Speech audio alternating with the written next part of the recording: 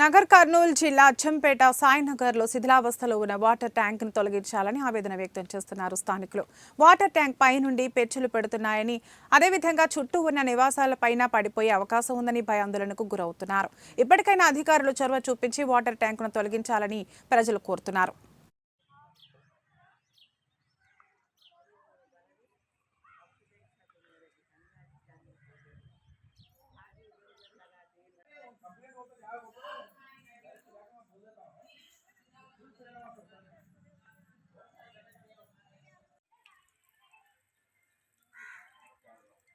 ప్రమాదం ఉంది. ఈ ఇంటి మధ్యలో ఉంది. దీని వలన పిల్లలకు ఇంటి వాళ్లకు చాలా ప్రమాదం ఉంది. ఎట్లయినా తీసి తొలగించవాలని వాడుకలో లేదు. దీని వల్ల ఎటువంటి ఉపయోగం కూడా లేదు. అపాయమే ఎక్కువ ఉంది.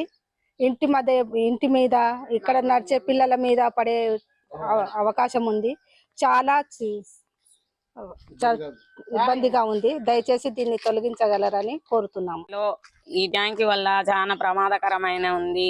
4 ఇండ్ల మధ్యలో ఉన్నది. పిల్లలకు పెద్దలకు అందరికీ అపాయమని భయమైతుంది. కూలిపోతున్నది. ఇది తొలగిస్తారని మనవి చేస్తున్నాము. మా ఇళ్ల మధ్యలో 4-5 ఇండ్ల మధ్యలో ఈ వాటర్ ట్యాంక్ నిర్మించినారు.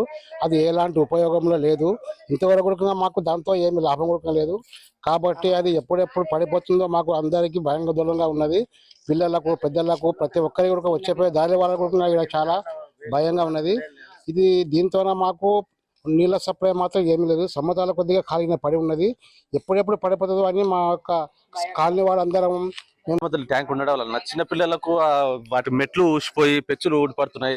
లేడీస్ భయపడుతున్నారు. దీనివల్ల ఎలాంటి ఉపయోగం లేదు. అధికారులు స్పందించి ఇలాంటి వాటర్ ట్యాంక్ ఇంట్లో మధ్యలో కాకుండా బయట ఎక్కడో నిర్మించుకోవాలి. దీన్ని తక్షణమే తీయించవలసిందిగా మేము కోరుకుంటున్నాం. ఎందుకంటే